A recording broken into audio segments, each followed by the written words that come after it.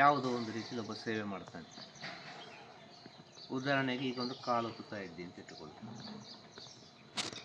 ಅಲ್ವಾ, ಇದೊಂದು ಸೇವೆ ಅಂತೇಳಿ. ಈ ಸೇವೆಯನ್ನು ಗುರು ಹೇಳುವುದಿಲ್ಲ ನೀನು ಸೇವೆ ಮಾಡು ಅಂತೇಳಿ. ಗುರು ಎಲ್ಲಿಯೂ ಹೇಳಲಿಲ್ಲ ನನ್ನ ಕಾಲು ಒತ್ತು ಅಂತೇಳಿ. ಗುರು ಎಲ್ಲಿಯೂ ಹೇಳಲಿಲ್ಲ ನನಗೆ ಎಣ್ಣೆ ಹಾಕು ಅಂತೇಳಿ. ಇಲ್ಲಿದ್ದ ವಿಚಾರ ಮಾತಾಡೋದು, ಪ್ರಪಂಚದ ವಿಚಾರನೂ ಬೇಡ. ಆದರೆ ಇದೆಲ್ಲ ಜ್ಞಾನಿಗಳಿಗೆ, ಸಂತರಿಗೆ, ಯೋಗಿಗಳಿಗೆ ಹೋಗಿ ಸೇರ್ತದೆ. ಗುರು ಎಲ್ಲಿಯೂ ಹೇಳಲಿಲ್ಲ ನನಗೆ ಸ್ನಾನ ಮಾಡಿಸು, ನನಗೆ ಅಭಿಷೇಕ ಮಾಡಿಸು, ನನಗೆ ಎಣ್ಣೆ ಹಾಕು, ನನ್ನ ಕಾಲು ಹೊತ್ತು, ನನಗೆ ಪ್ರಸಾದ ಮಾಡಿತಾ, ನಾನು ಹೇಳಿದ್ದನ್ನೆಲ್ಲ ಕೇಳಿಕೊಂಡಿರು ಅಂತೇಳಿ ಗುರು ಎಲ್ಲಿಯೂ ಹೇಳಲಿಲ್ಲ. ಇದುವೇ ಗುರು. ಅದು ತನ್ನಿಂತಾನಾಗಿ ಅದು ಪ್ರಕೃತಿಯೇ ಮಾಡಿಸುವುದು. ತನ್ನಿಂತಾನಾಗಿ ಅವರ ಆತ್ಮ ಗುರುವಿಗೆ ಹೋಗಿ ಶರಣಾಗತಿ ಆಗುವುದು. ತನ್ನಿಂತಾನಾಗಿ ಎಲ್ಲವೂ ಅದಕ್ಕೆ ಏನು ಬೇಕು ಆ ಗುರುವಿನ ಸ್ಥಿತಿಗೆ ಅದು ಮಾಡಿಸಿಕೊಳ್ತದೆ ಆಟೋಮೆಟಿಕ್ಕಾಗಿ.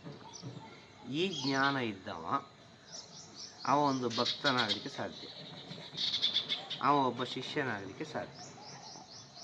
ಈ ಜ್ಞಾನ ಇದ್ದವ, ಅವರ ಆಸೆ ಇಲ್ಲ ಅಲ್ಲಿ, ಅವರಿಗೆ ಏನು ಇಲ್ಲ ಅಲ್ಲಿ. ಅವರು ಜೀವಂತವಾಗಿದ್ದು ಸತ್ತು ಹೋದ ಸ್ಥಿತಿಯಲ್ಲಿರುವುದು. ಜೀವಂತವಾಗಿದ್ದಾರೆ ಆದರೆ ಅವರು ಸತ್ತು ಹೋಗಿದ್ದಾರೆ. ಎಲ್ಲರೊಟ್ಟಿಗಿದ್ದಾರೆ ಆದರೆ ಯಾರೊಟ್ಟಿಗೂ ಇಲ್ಲ. ಎಲ್ಲರಿಗೂ ಅವರು ಬೇಕು, ಎಲ್ಲರಿಗೂ ಅವರು ಬೇಕು. ಯಾರು? ಆ ಗುರು, ಪರಮಗುರು, ಆದಿಗುರು, ಮಹಾಗುರು.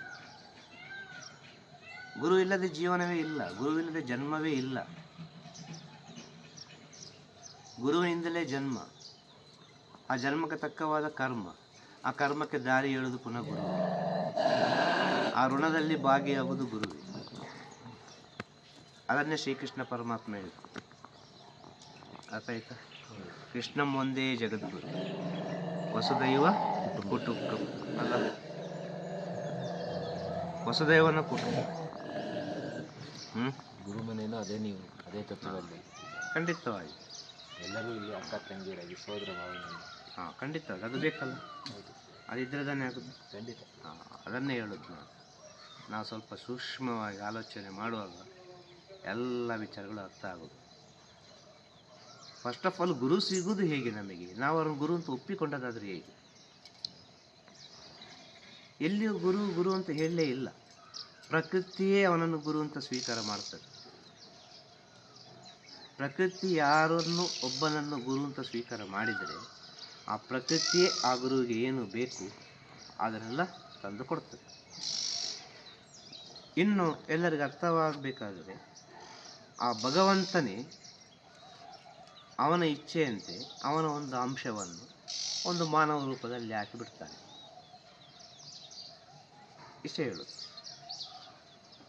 ಅವನ ಒಂದು ಸಣ್ಣ ಒಂದು ಅಂಶವನ್ನು ಮಾನವನ ರೂಪದೊಳಗೆ ಹಾಕಿ ಕಳಿಸ್ತಾನೆ, ಹೋಗು ಅಂತೇಳಿ. ನೀನು ಏನು ಮಾಡಬೇಡ, ನಿನ್ನ ಒಳಗಿರೋದು ನಾನೇ, ಏನು ಬೇಕೋ ಅದು ಆಗ್ತಾನೆ ಇರ್ತದೆ, ಸುಮ್ಮನೆ ಕೂತ್ಕೊಂಡು ಕಡೆ ಅಂತ ಹೇಳ್ತಾರೆ. ಈ ಸತ್ಯವನ್ನೆಲ್ಲ ತಿಳಿದರೆ ಮಾತ್ರ ಗುರು ಯಾರು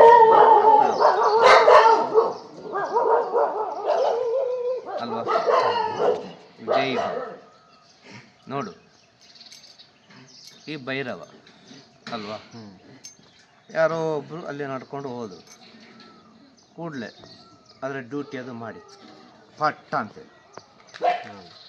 ಅದಕ್ಕೆ ಆ ಜ್ಞಾನವನ್ನು ಆಲ್ರೆಡಿ ಕೊಟ್ಟಿದ್ದಾರೆ. ಯಾರು? ಆ ಭಗವಂತ. ನೀನು ಹೀಗೇ ಇರಬೇಕು ಅಂತೇಳಿ, ನಿನ್ನ ಸ್ಥಿತಿಯೇ ಇದು ಅಂತೇಳಿ. ಅದರ ಸ್ಥಿತಿಯನ್ನು ಅದು ಬಿಟ್ಟು ಬರೋದಿಲ್ಲ, ಬರಲಿಕ್ಕೆ ಸಾಧ್ಯವೂ ಇಲ್ಲ ಅಲ್ವಾ? ಎಲ್ಲದಕ್ಕೂ ಒಂದೊಂದು ಸ್ಥಿತಿಯನ್ನು ಕೊಟ್ಟಿದ್ದಾರೆ. ಪ್ರತಿಯೊಂದಕ್ಕೂ ಒಂದೊಂದು ಸ್ಥಿತಿಯನ್ನು ಕೊಟ್ಟಿದ್ದಾರೆ, ಪ್ರತಿಯೊಂದು ಜೀವರಾಶಿಗಳಲ್ಲಿ. ಆಗ ಮಾನವನಿಗೆ ಅಂತ ಒಂದು ಸ್ಥಿತಿ ಕೊಟ್ಟಿದ್ದಾರೆ. ಎಲ್ಲವನ್ನು ಅರ್ಥ ಮಾಡಿಕೊ, ನೀನು ಬಹಳ ಮುಖ್ಯ ಇಲ್ಲಿ. ಆದ ಕಾರಣ ನಿನಗೇ ಇಲ್ಲಿ ಎಲ್ಲ ಪರೀಕ್ಷೆಗಳಿರೋದು. ಇದು ಫೈನಲ್ ಆಗಿರುವಂಥ ಸ್ಥಿತಿ, ಇದು ಮಾನವನ ಸ್ಥಿತಿ ಅಂತ ಹೇಳೋದು. ಇಲ್ಲಿಗ ನಿನಗೆ ಸಿಗುವಷ್ಟು ಪರೀಕ್ಷೆ, ಇಲ್ಲಿ ಸಿಗುವಷ್ಟು ನೋವು, ಇಲ್ಲಿ ಸಿಗುವಷ್ಟು ದುಃಖ, ಇಲ್ಲಿ ಸಿಗುವಷ್ಟು ಸಂತೋಷ, ಇಲ್ಲಿ ಸಿಗುವಷ್ಟು ಪ್ರೀತಿ. ನೀನು ಅದನ್ನು ಸ್ವರ್ಗವನ್ನಾಗಿ ಮಾಡಿಸ್ತೀಯ, ಅದನ್ನು ನರಕವನ್ನಾಗಿ ಮಾಡಿಸ್ತೀಯ. ಅದು ನಮ್ಮ ಬುದ್ಧಿಗೆ ಬಿಟ್ಟು. ಅದು ನಿಮ್ಮ ಬುದ್ಧಿಗೆ ಬಿಟ್ಟದ್ದು. ಅಷ್ಟು ವಿಷಯ ನಿಮ್ಮಲ್ಲಿ ಕೊಟ್ಟಿದ್ದಾನೆ, ಅಷ್ಟು ಶಕ್ತಿ ಕೊಟ್ಟಿದ್ದಾನೆ, ಅಷ್ಟು ಚೈತನ್ಯ ಕೊಟ್ಟಿದ್ದಾನೆ, ಎಲ್ಲವನ್ನೂ ಕೊಟ್ಟಿದ್ದಾನೆ. ಎಲ್ಲವನ್ನೂ ಕೊಟ್ಟು ನಿನ್ನ ಪಾಡಿಗೆ ಇದನ್ನು ಬಿಟ್ಟಿದ್ದಾನೆ. ಯಾಕೆ ಗೊತ್ತುಂಟ? ಎಲ್ಲವನ್ನೂ ನೀನು ಕೊಟ್ಟಿದ್ದೇನೆ. ನಿನ್ನ ಸ್ವಂತ ಜ್ಞಾನದಿಂದ ನೀನು ಯಾವುದನ್ನು ಹೇಗೆ ಉಪಯೋಗಿಸ್ಕೊಳ್ತೀಯೋ ಅದೇ ರೀತಿ ಉಪಯೋಗಿಸಿಕೊಂಡು ಹೋದರೆ ನಿನಗೆ ಏನಾಗ್ತದೆ. ಇಲ್ಲಿ ಯಾರಿಗೂ ಉಪದೇಶ ಮಾಡಲಿಕ್ಕೆ ಆಗೋದಿಲ್ಲ, ಇಲ್ಲಿ ಯಾರಿಗೂ ಆದೇಶ ಮಾಡಲಿಕ್ಕೆ ಆಗೋದಿಲ್ಲ, ಇಲ್ಲಿ ಯಾರನ್ನು ತಿದ್ದಲಿಕ್ಕೆ ಆಗೋದಿಲ್ಲ. ಕೇವಲ ಸಂದೇಶ ಕೊಡಬಹುದು, ಸಂದೇಶ ಕೊಡ್ಬೋದು ಅಷ್ಟೇ. ಕೋಟಿಯಲ್ಲಿ ಒಬ್ಬನಿಗೆ ರೀಚ್ ಆಗ್ಬೋದು, ಕೋಟಿಯಲ್ಲಿ ಒಬ್ಬನಿಗೆ ಈ ಸಂದೇಶ ರೀಚ್ ಆಗ್ಬೋದು. ಹೇಳೋದರ್ಥ ಆಯ್ತಾ? ಇಲ್ಲಿ ಯಾವುದು ಬಲವಂತವಾಗಿ ತಿದ್ದಲಿಕ್ಕೆ ಆಗೋದಿಲ್ಲ ಅಂತೇಳಿ. ಅವರವರ ಪರಿವರ್ತನೆಯನ್ನು ಅವರವರೇ ಕಂಡುಕೊಳ್ಬೇಕು. ಅವರವರ ಪರಿವರ್ತನೆಯನ್ನು ಅವರವರೇ ಕಂಡುಕೊಳ್ಬೇಕು ಅಂತ ಹೇಳಿದರೆ ತಿಳಿದುಕೊಳ್ಳಬೇಕು ಮೊದಲು ಈ ಮಾನವ ಜನ್ಮ ಯಾಕೆ ಬಂತು ಅಂತೇಳಿ, ನನ್ನ ಜೀವನದಲ್ಲಿ ಗುರು ಯಾಕೆ ಬಂದರು ಅಂತೇಳಿ. ಇಲ್ಲಿ ಮನುಷ್ಯ ಮಾತ್ರ ಸ್ವತಂತ್ರವಾಗಿ ಏನು ಬೇಕಾದರೆ ಮಾಡ್ಬೋದು. ಎಲ್ಲ ಜೀವರಾಶಿಯಲ್ಲಿ ಈ ಮನುಷ್ಯ ಇದ್ದಾನಲ್ಲ, ಇವ ಮಾತ್ರ ಸ್ವತಂತ್ರವಾಗಿರೋದು. ಇವನಿಗೆ ಏನೂ ಮಾಡಲಿಕ್ಕಾಗ್ತದೆ, ಎಲ್ಲವನ್ನು ಇವನ ಕೈಯಲ್ಲಿ ಇಡಲಿಕ್ಕಾಗ್ತದೆ. ಅಂಥ ಶಕ್ತಿ ಕೊಟ್ಟಿದ್ದಾನೆ ಭಗವಂತ. ಒಂದು ವಿಷಯ. ಇನ್ನೊಂದು ರೀತಿಯಲ್ಲಿ ಹೇಳೋದಾದರೆ, ಅಂಥ ಒಂದು ಶಕ್ತಿಯನ್ನು ಪಡೆದುಕೊಂಡು ಬಂದಿದೆ ಆತ್ಮ. ಎಷ್ಟೋ ಜನ್ಮದಲ್ಲಿ ಒಳ್ಳೆಯದು ಮಾಡಿ ಒಳ್ಳೆಯದು ಮಾಡಿ ಒಳ್ಳೆಯದು ಮಾಡಿ ಒಳ್ಳೆಯದು ಮಾಡಿ ಒಳ್ಳೆಯದು ಮಾಡಿ ಒಳ್ಳೆಯದು ಮಾಡಿ ಅಷ್ಟು ಜನ್ಮದು ಒಂದೇ ಸಲ ಸಿಗ್ತದೆ. ಅಷ್ಟು ಜನ್ಮದದು ಒಂದೇ ಸಲ ಸಿಗ್ತದೆ ಅಂತ ಹೇಳಿದರೆ ಅದು ಯಾವ ಸ್ಥಿತಿ? ಪುಣ್ಯದ ಸ್ಥಿತಿ. ಗುರು ಎಂಬ ಪದವಿ ಮನುಷ್ಯ ಕೊಡೋದಲ್ಲ. ಗುರು ಎಂಬ ಪದವಿಯನ್ನು ಪ್ರಕೃತಿ ಕೊಡೋದು. ಗುರು ಎಂಬ ಪದವಿಯನ್ನು ಆ ಭಗವಂತ ಕೊಡೋದು. ಒಂದು ಶ್ರೇಷ್ಠ ಗುರು ಆದವರು ಇದು ನನ್ನ ಶಿಷ್ಯ ಅಂತ ಹೇಳಲಿಕ್ಕೆ ಸಾಧ್ಯನೇ ಇಲ್ಲ. ನನ್ನ ಶಿಷ್ಯ ಅಂತೇಳಿ ಆಗಬೇಕು ಅಂತ ಹೇಳಿದರೆ ಪ್ರಪಂಚವನ್ನು ಯಾವ ರೀತಿ ಸ್ವೀಕರಿಸ್ತದೆ ಅಂತ ನೋಡ್ತಾರೆ. ಪ್ರಪಂಚ ಇವನನ್ನು ಯಾವ ರೀತಿ ಸ್ವೀಕರಿಸ್ತದೆ, ಪ್ರಪಂಚ ಇವನನ್ನು ಯಾವ ರೀತಿ ಗುರುತಿಸ್ತದೆ.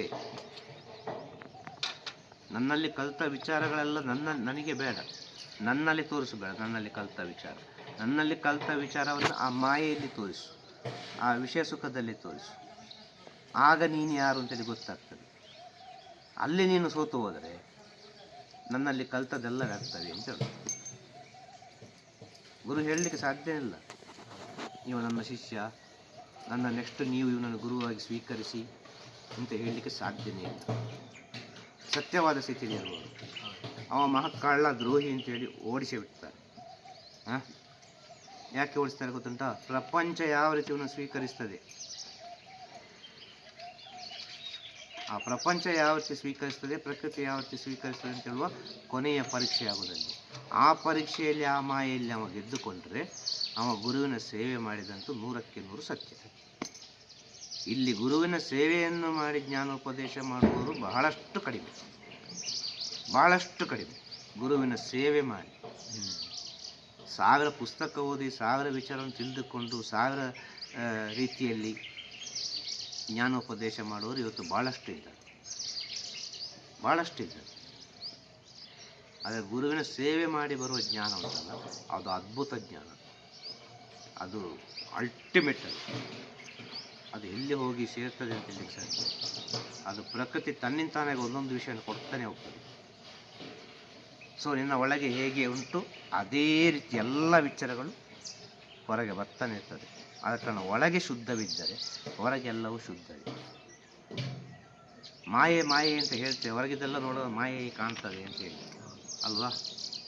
ಆ ವಿಷಯವನ್ನು ಒಳಗೆ ತಗೊಂಡು ಹೋಗ್ಬೇಡ, ಆ ವಿಷಯವನ್ನು ಒಳಗೆ ತಗೊಂಡು ಹೋಗ್ಬೇಡ ಅಂತ. ಆ ವಿಷಯವನ್ನು ಒಳಗೆ ತಗೊಂಡು ಹೋಗ್ಬೇಡ ಅಂದರೆ ಒಳಗೆ ಇದ್ದವರು ಬಾಗಿಲು ತೆಗೆದಿರ್ತಾನೆ ಒಳಗೆ ಹೋಗಲಿಕ್ಕೆ ಸಾಧ್ಯ. ಹೌದು. ಹಾಗಿದ್ರೆ ಒಳಗೆ ಇದ್ದವರು ಹೊರಗೆ ಹೋಗ್ತಾರೆ ಅಂತ ಆಯ್ತು. ಹೊರಗಿದ್ದದ್ದು ಒಳಗೆ ಬರುವುದಿಲ್ಲ, ಒಳಗಿದ್ದದ್ದು ಹೊರಗೆ ಹೋಗ್ತಾ ಉಂಟು. ಆಗ ಒಳಗೆ ಏನು ಉಂಟು ಅದು ಯಾವ ರೀತಿ ಹೋಗ್ತದೆ. ಒಳಗೆ ಒಳ್ಳೆಯದು ಉಂಟಾ, ಸದ್ಗುಣಗಳು ಉಂಟಾ, ಅದೇ ಹೊರಗೆ ಹೋಗುದು. ಆ ಒಳಗೆ ದ್ವೇಷ ಉಂಟಾ, ಮತ್ಸರ ಉಂಟಾ, ಸಾವಿರಾರು ವಿಚಾರಗಳು ಉಂಟಾ, ಅದೇ ಹೊರಗೆ ಹೋಗುದು. ಅದು ಹೊರಗೆ ಎಲ್ಲಿ ಹೋಗಿ ಸೇರಬೇಕು ಅಲ್ಲಿ ಸೇರ್ತದೆ. ಒಂದು ಒಳ್ಳೆ ಸದ್ಗುಣಗಳುಂಟು, ಒಳ್ಳೆ ಒಳ್ಳೆ ಗುಣಗಳುಂಟು ಅಂದರೆ ಅದು ಒಳ್ಳೆಯ ಗುಣವನ್ನು ಹುಡುಕಿಕೊಂಡು ಹೋಗ್ತದೆ, ಒಳ್ಳೆಯ ರೂಟಲ್ಲಿ ಹೋಗ್ತದೆ. ಇನ್ನು ಸಾವಿರ ರೀತಿಯ ಕೆಟ್ಟ ವಿಚಾರಗಳುಂಟು ಅಂತಂದರೆ ಅದು ಕೆಟ್ಟ ದಾರಿಯಲ್ಲೇ ಹೋಗ್ತದೆ ಅದು. ಸೊ ನಿಮ್ಮ ಒಳಗೆ ಹೇಗೆ, ನಿಮ್ಮ ಒಳಗೆ ಹೇಗೆ ಅಂತ ಗೊತ್ತಾಗೋದು ನಿಮ್ಮ ಗುಣದಿಂದ, ನಿಮ್ಮ ನಡತೆಯಿಂದ, ನಿಮ್ಮ ಮಾತಿಂದ, ನಿಮ್ಮ ವರ್ತನೆಯಿಂದ. ನಿಮ್ಮ ಒಳಗೆ ಹೇಗೆ ಅಂತ ಗೊತ್ತಾಗೋದು. ಸತ್ಯ ಅದು. ಹಾಂ, ಹೊರಗೆಲ್ಲರೂ ವೇಷ ಹಾಕಿಯೇ ಬದುಕು. ಒಂಥರ ಕನ್ನಡಿ ಇದ್ದಾಗೆ ನಾವು ಹೇಗಿದ್ದೀವಿ ಅದನ್ನು ನೋಡ್ಕೊಳ್ಳುವಂಥದ್ದು. ಹಾಂ, ಖಂಡಿತವಾಗಿ ನಾವು ಹೇಗೆ ಇದ್ದೇವೆ ಹಾಗೆ ನಮ್ಮ ಕರ್ತವ್ಯ. ನಮ್ಮೊಳಗೆ ಪ್ರೀತಿ ಉಂಟ, ಪ್ರತಿಯೊಬ್ಬನಲ್ಲೂ ಪ್ರೀತಿ ಇರ್ತದೆ. ನಮ್ಮೊಳಗೆ ದ್ವೇಷ ಉಂಟ, ಒಬ್ಬೊಬ್ಬರು ನೋಡೋ ದ್ವೇಷವೇ ಬರ್ತದೆ. ನಮ್ಮೊಳಗೆ ಸಂಶಯ ಉಂಟ, ಪ್ರತಿಯೊಬ್ಬರನ್ನು ನೋಡೋ ಸಂಶಯವೇ ಬರೋದು. ನಿನ್ನ ಒಳಗೆ ಶುದ್ಧ ಮಾಡಿಕೊ ಅಂತ ಹೇಳೋದು ಗುರು. ಯಾವಾಗ ನಿನ್ನ ಒಳಗೆ ನೀನು ಶುದ್ಧವಾದಿಯೋ ಆವಾಗ ನಿನ್ನನ್ನು ಈ ಪ್ರಕೃತಿ ತನ್ನಿಂತಾನಾಗಿ ಸ್ವೀಕರಿಸ್ತದೆ. ನಿನ್ನ ಒಳಗೆ ನೀನು ಶುದ್ಧವಾಗಲಿಲ್ವಾ, ಪ್ರಕೃತಿ ನಿನ್ನನ್ನು ಸ್ವೀಕರಿಸೋದಿಲ್ಲ. ಇಷ್ಟೇ ಹೇಳೋದು ನಾನು. ಸರಿ. ಆ ಪ್ರಕೃತಿ ನಿನ್ನನ್ನು ಸ್ವೀಕರಿಸುವಾಗ ನಿನಗೆ ಆ ಪ್ರಕೃತಿಯ ಒಂದು ಸ್ಥಾನವನ್ನು ಕೊಡ್ತದೆ. ಇಷ್ಟೇ ಹೇಳೋದು. ಯಾಕೆ ಇದನ್ನು ಪ್ರಕೃತಿ ಅಂತ ಹೇಳೋದು ಅಂತ ಹೇಳಿದರೆ, ನಾವು ಆಡುವ ಮಾತುಗಳೆಲ್ಲ ಉಂಟಲ್ಲ ಹೋಗಿ ಸೇರೋದು ಪ್ರಕೃತಿಗೆ. ಪ್ರಕೃತಿ ಅಂದರೆ ಭಗವಂತ. ಆದರೆ ಭಗವಂತನನ್ನು ನೋಡಬೇಕಂದ್ರೆ ನಮಗೆ ಪ್ರಕೃತಿ ಬೇಕೇ ಬೇಕು. ಪ್ರಕೃತಿಯಿಂದಲೇ ಭಗವಂತನನ್ನು ಅರ್ಥ ಮಾಡಲಿಕ್ಕೆ ಸಾಧ್ಯ, ಆ ಶಕ್ತಿಯನ್ನು ಅರ್ಥ ಮಾಡಲಿಕ್ಕೆ ಸಾಧ್ಯ. ಇದರಲ್ಲಿ ಹೇಗೆ ಸೃಷ್ಟಿಯಾಯಿತು, ಒಂದು ಮಣ್ಣಿಗೆ ಬೀಜ ಹಾಕಿದರೆ ಹೇಗೆ 1000 ವಿಚಾರಗಳು ಬರ್ತದೆ, 1000 ಹಣ್ಣುಗಳು ಬರ್ತದೆ. ಈ ಮಣ್ಣಿನಲ್ಲಿ ಏನೆಲ್ಲ ಉಂಟು, ಎಷ್ಟು ಸತ್ಯ ವಿಚಾರಗಳು ಉಂಟು ಈ ಮಣ್ಣಿನಲ್ಲಿ. ಇದರಲ್ಲಿ ಹೇಗೆ ಆಯಿತು, ಇದೆಲ್ಲ ಯಾರು ಮಾಡಿದರು, ಈ ಬಣ್ಣ ಕೊಟ್ಟವನು ಯಾರು, ಈ ಹಣ್ಣನ್ನು ಊಟ ಮಾಡುವಂತ ಹೇಳಿದವನು ಯಾರು, ಈ ಹಣ್ಣು ಸೃಷ್ಟಿಯಾದ್ದು ಯಾಕೆ ಬೇಕಾಗಿ. ಒಂದೊಂದು ಜೀವರಾಶಿಗಳಿಗೆ ಕೂಡ ಅದಕ್ಕೆ ಬೇಕಾದ ಆಹಾರವನ್ನು, ಅದಕ್ಕೆ ಬೇಕಾದ ಸ್ಥಿತಿಗತಿಗಳನ್ನು ಕೊಟ್ಟಿದ್ದಾನೆ ಅಂದರೆ ಇದರಲ್ಲಿ ಹೇಗೆ ಸಾಧ್ಯ. ಇದೆಲ್ಲ ಒಂದೊಂದು ನಾವು ನಮ್ಮ ಜೀವನದಲ್ಲಿ ಅಧ್ಯಯನ ಮಾಡ್ತಾ ಹೋಗುವಾಗ ಈ ಮಾನವ ಜನ್ಮ ಅಂದರೆ ಏನು, ಮನುಷ್ಯ ಅಂದರೆ ಏನು, ಗುರು ಅಂದರೆ ಏನು, ಗುರುವಿನ ಮಹತ್ವ ಅಂದರೆ ಏನು, ಎಲ್ಲದಕ್ಕೂ ಉತ್ತರ ಸಿಗುತ್ತೆ. ಗೊತ್ತಾಯ್ತಾ? ಸರಿ ಗುರುದೇವ. ತಿರುಚಿಟ್ರಂಬಲಂ ತಿರುಚಿಟ್ರಂಬಲಂ. ಗುರುವೇ ಶರಣಂ. ಗುರುವೇ ಶರಣಂ. ನಮಃ ಶಿವಾಯ. ನಮಃ ಶಿವಾಯ. ನಮಃ ಶಿವಾಯ. ನಮಃ ಶಿವಾಯ. ನಮಃ ಶಿವಾಯ. ನಮಃ ಶಿವಾಯ. ಗುರುವೇ ಶರಣಂ. ಗುರುವೇ ಶರಣಂ. ತಿರುಚಿಟ್ರಂಬಲಂ.